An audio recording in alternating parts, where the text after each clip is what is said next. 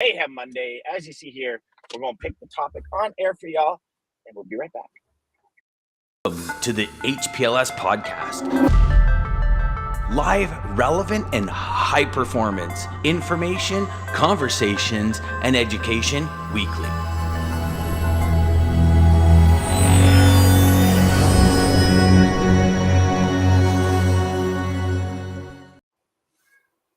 All right, so that was a horrible intro. I didn't really know what to say at the beginning. I started to talk, and then I was like, yeah, nothing seems to be happening. Oh, Jeff is victorious this morning. Jeff, how are you, brother? So Jeff's going to be joining y'all tomorrow. Good morning, Lisa. Jeff's going to be joining y'all tomorrow. I've got an appointment, so Jeff's going to jump in for me for my seat. As you can see, Jeff, I am not driving. See, hands here. I'm not driving. My lovely wife is driving. Everybody say hi to my wife. My lovely wife is driving, and we are on our way into the city today, but we're going to do a little Mayhem Monday from you on the road, y'all. So just like DJ, lots of nice sunshine and air, and I can replicate at home, I got to tell you, brother. Oh, I bet. Yeah. Better than standing in a room. Yeah. You get the sunlight. You know, the only thing is you're staring at the camera and you got all these things happening around you. I can feel like you start I know what you're talking about. I know. All right. Are you ready, brother? Let's do it. All right. Stop right there. Tell me it's a good one. Tell me we got a good one. Oh, this is actually a really good one. So it's lessons I've learned on my journey. Oh, wow. Yeah. Is there a delay in you hearing me?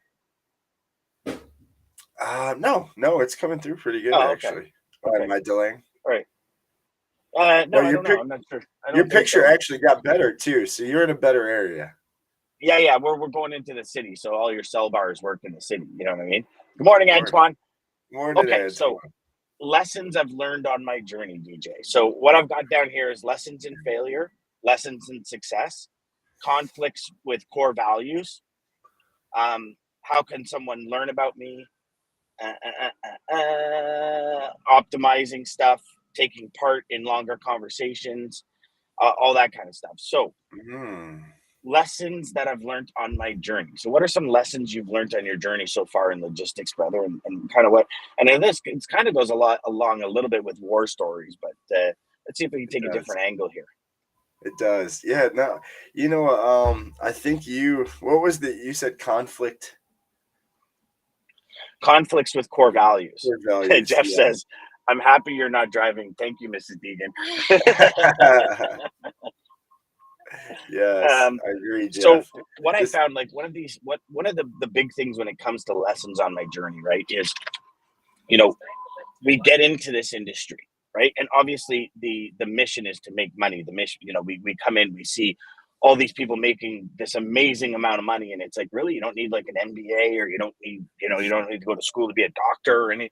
And I found very early in my career, well, probably not even just early, but probably until the last 10 years of my career, I would break core values to do business. And what I mean by that is not me breaking the law. It's just, you don't like this person. Like I'm sure I told you guys about a customer of mine in Jersey. He was the most vulgar, ignorant person on the planet. And he had a lot of business. And I did business with him, and I did the whole, Like, I mean, even to the point where he was so vulgar, he got hammered at when I was in Jersey. We were at a golf tournament in Jersey, and he got so drunk, and he was so vulgar to everybody in the restaurant.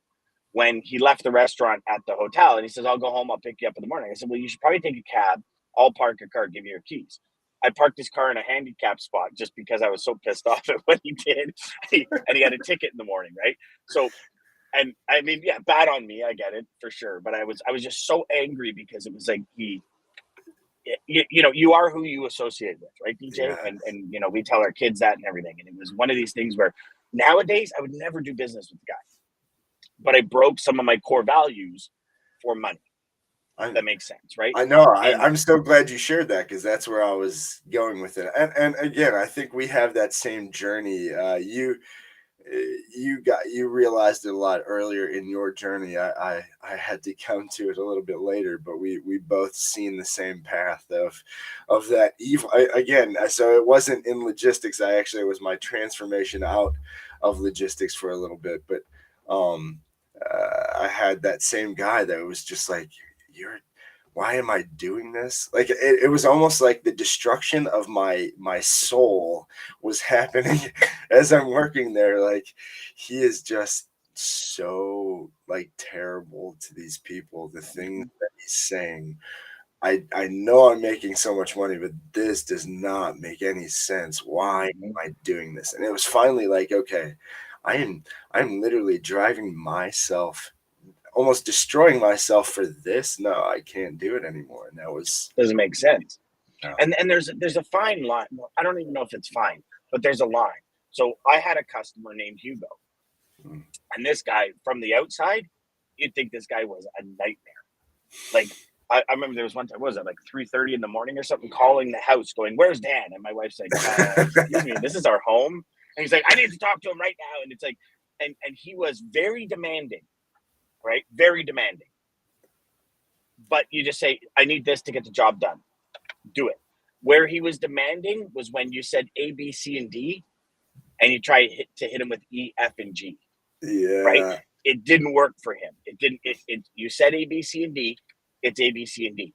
And that was the one thing about Hugo. Great man, awesome guy, but in business, he had very demanding customers that demanded things, and that was the difference. It wasn't just he wasn't an asshole. He just needed things done in a specific way because he had an image, ability, and brand that he was living up to with his brand of his company, Elite Link, right? So he was different, but Steve was just like a dick, right? And it was one of these things where it was like, like you don't need to be this way in business in order to get what you want. I don't know if you've ever, I mean, you said you did, but Jeff says here, he says, I can read it if you'd like. That you don't know at all. This is a bad thing. I have so many. Go ahead. I was going to, this is not a bad thing. I have so many mentors and leaders to thank, to be a strong listener and small talker. Question. As there are no stupid questions, just ask away. I agree. Yeah. I agree. 100%. You know, it's go DJ. No, you're good. Go ahead. I wasn't going to say anything actually. Go ahead. Oh, okay. It's like these are kind of some of the lessons you learn when you break your core values. Now, I don't know about you, but probably the first 6 years of my business, I never really had core values. Anyone that had business, I was like, I'm in, I'll take it. Like I didn't have, in essence, those core values, right? And then you learn these lessons in failure, right? And so a big lesson that I learned in failure was thinking that we can change the way somebody does business, right? So and obviously the most perfect example is, you know what? I send an email out to 50 different people or 25 different people. Whoever has the best rate gets the freight. And you're like, okay, I'll take it. I'll go in there, right? You know exactly where I'm going with this, DJ. Yeah. And thinking to yourself, well, I'll show them some serious value, and I'll show them how I can just be above and beyond anyone else they're dealing with, and they're going to give me business. And they do. And then 2-3 months down the road, all of a sudden the tap shuts off. And you call and you're like, well, why? And then, like, well, somebody had a better price. Like, but I've been giving you all this value, right? The lesson in failure from the beginning, like Jeff said, to go questions. Like, if I do this, will you be able to do that? If I do this, will you be able to do that? And asking those questions in right up front and saying, if I show you extreme value above and beyond what you're getting right now, and I'm not just talking about, I'm going to deliver, pick up and deliver on time. I mean, like really, really show you something. Will these lanes come off of that market? And that for me was a big lesson in failure, because I don't know how many times, I mean, gosh, I'd actually love to go back one day and just sit there and recant all the times that I started dealing with those types of people. You spend so much time and energy developing that business, thinking this is something that's long-term, and it turns into like a 3-month venture. that is just a complete gong show nightmare, right? Yes. Another lesson in failure I will give everybody is moving stuff. So going above and beyond. I think there becomes, and I learned this again the hard way. So I'll give this lesson to everybody of this. But had a customer down totally out of the norm of moving what I was moving for them. So I was just moving frozen foods for them basically. Prior to taking on this big project of moving this huge machinery that they were bringing in from California. I had never handled anything like that. And I took that on thinking, well, this customer, I don't want them to go somewhere else. I don't want something else to happen. So I'm going to try to do this. Bad decision. Yeah, it was a nightmare from the start. But yeah, ended up very bad. So just staying in your lane and really even my lesson for that was really connecting with people who then other either brokers or carriers who did that and handing that off a little bit easier was more. Well, you mentioned something really key there, staying in your lane. Mm-hmm.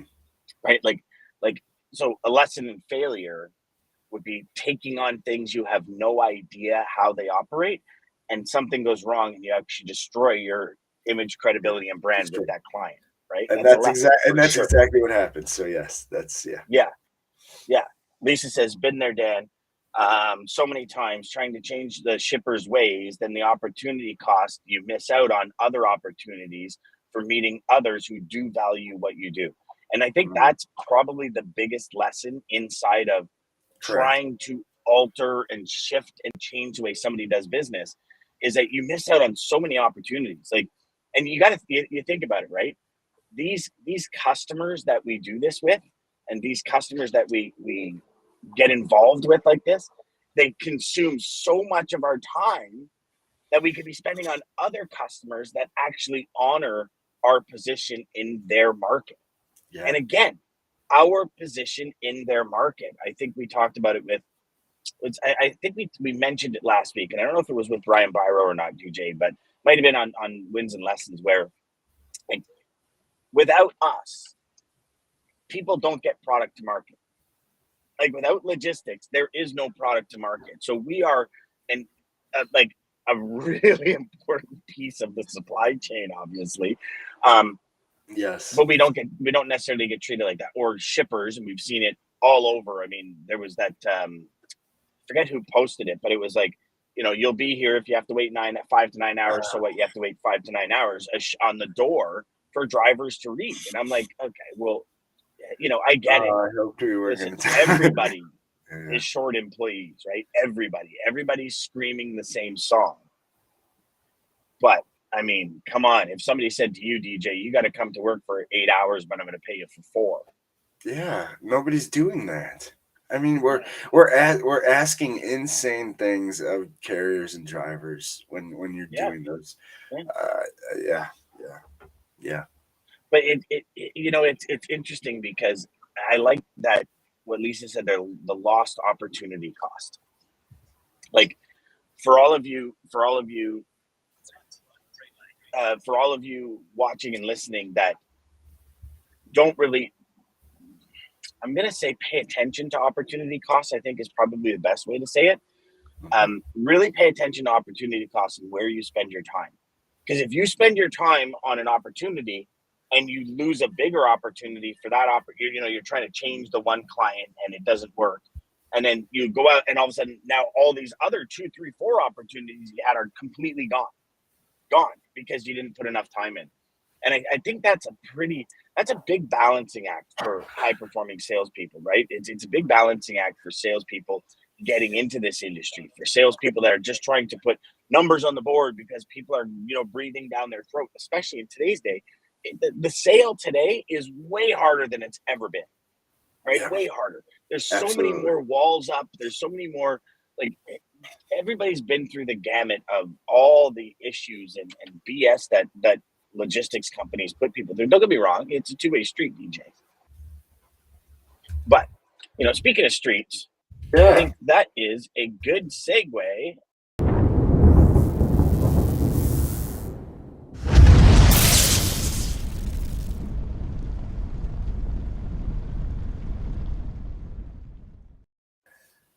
Okay, You're so reading my now it's mind, getting even Dano. better because were you just typing to me that you should do? I literally was just gonna say dat lane of the day. Yeah. Yeah.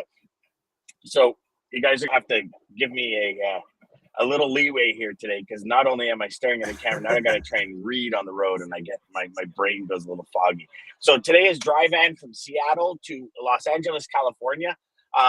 Week over week, it's 75 cents per mile with fuel $1.49. The average across is $2.26 cents a mile. Wow, that's really cheap. Eh? It's the first lane we've ever seen under $1. That's crazy. And then it's actually year over year, it's down 30 cents a mile. 30 cents. From the December peak in Asia imports and floods that ravaged Pacific Northwest British Columbia, dry van spot rates, including fuel from Seattle to Los Angeles, have dropped $1.92 a mile to 75 cents a mile this week. That's a decrease of 60% in southbound rates, highlighting how strong backhaul market Seattle is and how much available capacity there is in the market. $1.02 per mile Holy since moly. lane of the day has been around. Haven't seen it in a while. Wow, that's crazy. That's insane. So that was that lane of the day, everybody. That lane of the day, y'all. Man, I'm shocked by that one. Lesson. Yeah, that's crazy. So lessons in success. You know, DJ, that one I think is one most of us don't really. It's like, oh my gosh, it worked. It's like, this is great. It's amazing. And we don't stop and say, well, why? Why did it work? Yeah. What was the core pillar? What was the tip in the teeter top? You know, what was the nucleus of why it worked? And then consistently kind of, you know, going through that motion again. Instead, we're like, oh, that worked. Look at that, shiny. And we go on to something else. And, you know, Yep. then we like, okay, well, let's try this, and let's try that, and let's try this. And Oh yeah. you know, the lessons in success, I think, are really important because it helps us see that brighter picture. But we tend not.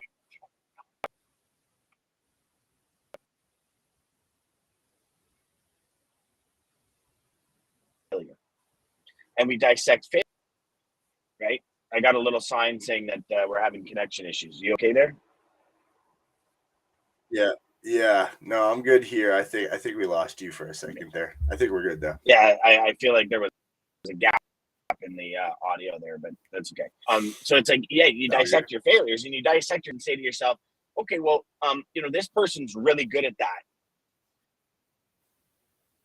so I'm no good at it. But that person might have been doing it for the last 10 years. You've been doing it for 2 months. So they're going to be better at it, right?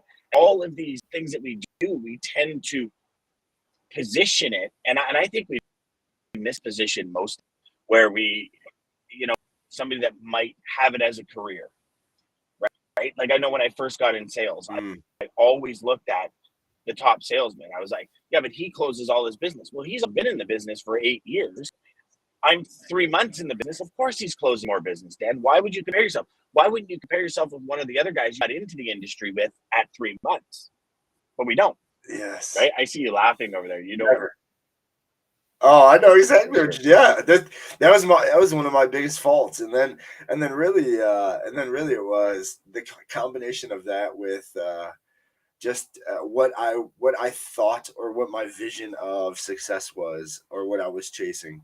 I think the lessons from success, at least for me, that I've really took that really, I guess, really changed me to who I feel like I am today is the success of one.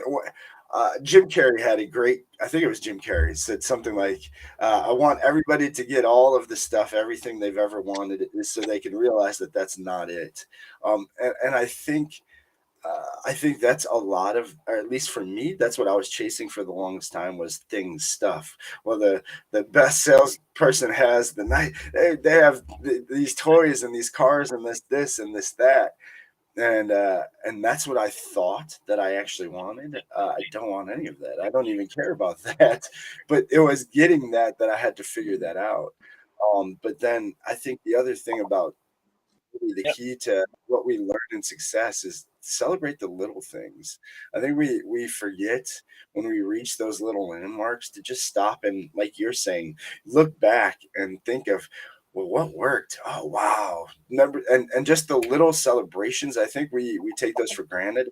Especially high achievers. We're just ready to the next thing. And that was me. I was never Yeah. satisfied. It was okay. That worked. Okay, let's try this now and let's keep going and it was just not slowing down to celebrate. Yep. Yeah, I still have that problem, brother.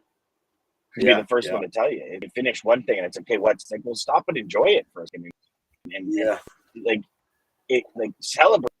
Like, wow, this is and it's just like no, you just like, keep over and over again. It's crazy. yeah, Yeah, it's and yes. DJ, it's interesting that you said that because part of if you look at the definition of success, right? Mhm.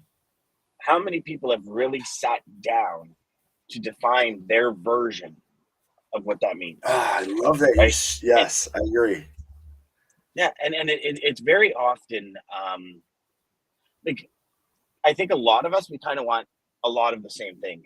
And Brendan Burchard wrote the Motivation Manifesto, one of the greatest books that's ever been written. And he says, Yes. we all want that personal freedom, and not freedom from responsibility, but that personal freedom. You want to tomorrow. You want to tomorrow you decide you want to go on vacation. Next week you want to go. Tomorrow you decide that what, I'm just going to take 2 days off and just sleep and watch a series on Netflix, right? That's Yeah, kind of free to your business, yeah, freedom from being tied to this and that. yeah. But oftentimes, and I mean, gosh, probably the first 10 years of my career, it was like I'd look out my window, or the window in the development center. I'd look out the window and I'd see all these Mercedes and BMW M series, and I'm like, Mhm. yeah, that's what I want. Thinking a vehicle makes you successful, but it's the perception other people have of that vehicle that gives you that feel, right? So it was like, well, no, Yes. I don't really want that. And then I remember because it was Josh Hines, and I actually got a hold of Josh 2 weeks ago. We're going to have him on the show probably in August. Yeah. Josh Hines has getmotivation.com. Mhm. And in his book, Think Big, he talks about the pills, whatever your mind can believe and conceive, it can. And he talks about, Think and Grow Rich and all this. And you destroy, or I'm a blasphemy of contradicting Napoleon Hill. But he says the biggest thing is most people are believing and trying to conceive somebody else's dream, not theirs. Mhm. And you see this a lot with parents that are doctors and their kids become doctors. Like, did you want to be a doctor? It's like, hell no, I wanted to be a professional video gamer. But there's no way I can be a professional video gamer in a house full of doctors. So it's Yeah. like, I mean, and there's a million different examples of it, Oh, of right? But course. Yeah. it's that definition, and I've also found, and tell me if this is your perspective as well. Yeah. Once you find what, or you realize what your success is, what your greatness is, that's the reason I created the course, Your 4 Pillars of Personal Greatness, Yeah. because it's designing what greatness means to you. Not even success, just greatness. Yeah. When you realize what that is, you put yourself on one of those escalators at the airport where they're just like, people are walking beside it and you're on it, and you're walking, but you're going like 4 times faster than everyone else because beneath you is walking as well. When you figure out what success means to you and then you adopt the principles and philosophies to get you there, you excel so fast. Crazy, crazy. I agree. I agree 1,000,000%. I agree. Yeah, 1,000,000,000%. It's once you are aligned with what you truly want, That's when it doesn't feel like work. Those are the people who say it doesn't feel like work anymore. Those are the people who say they wait for Monday. I mean, Jeff's one of those guys. Jeff loves what he does.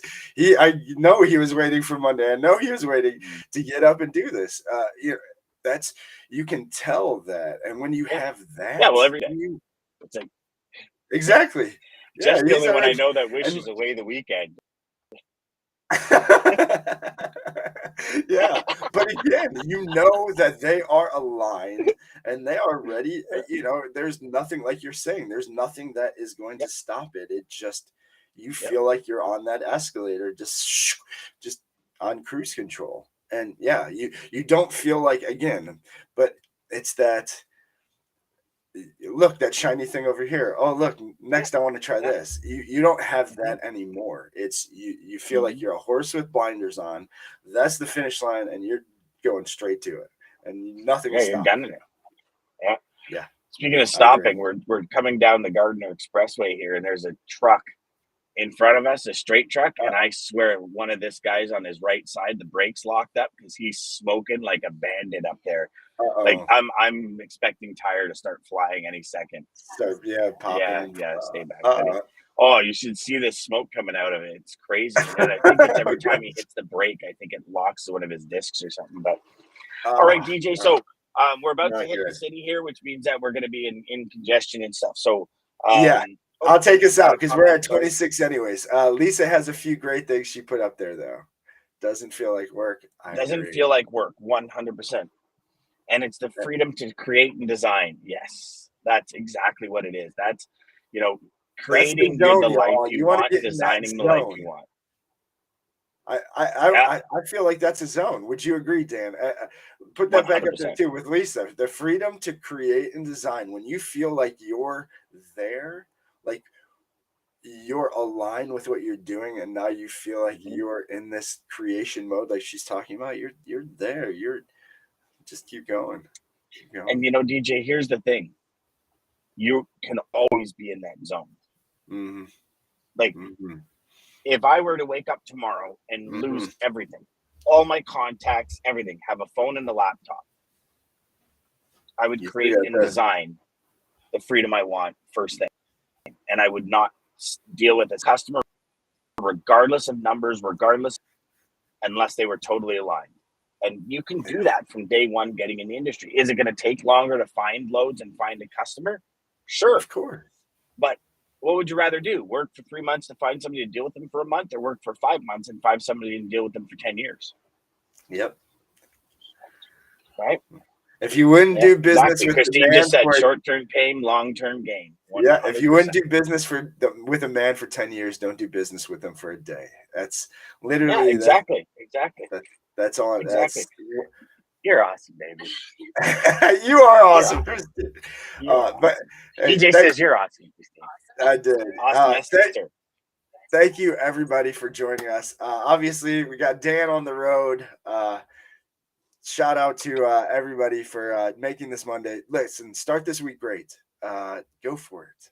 Do everything. Start getting in that freedom to create and design mode and get there. But this week's going to be fun, y'all. Tuesday, like Dan mentioned, we do have Jeff filling in for Dan. He will be missing, but we do have a guest as well for Tuesday, for tomorrow. Triple D Day. Don't miss it. I think it's going to be a fun one this week. So, but again, I'm dying to dig into that whole Seattle thing. I know. When have you heard of lanes being under $1 in the last decade? Never. Never. Crazy. It's going to be insane. So hold on, everybody. Going to be a fun week. Sales Chatter Live, 9 a.m. till 9:30 Eastern Standard Time. Start your day right with us. Again, and I think we got DJ, we got Steve Rizzo on Thursday, right? Talking about conversations with Bob, I think. We do. Yeah, I think Steve's coming back to talk about his new book. Yeah, it's good. Yeah, it's going to be a good week. It's going to be a good week. It's going to be a fun week. It's going to be a fun week, y'all. So don't miss out. Again, all right. I got an Albert Einstein. I think I did that last week too. I'm really on Albert for some reason this week. So Albert Einstein quote to take us out, y'all. So also shout out to American Logistics, Centurion Trucking, making this possible. Daman, you guys over there, people over profits.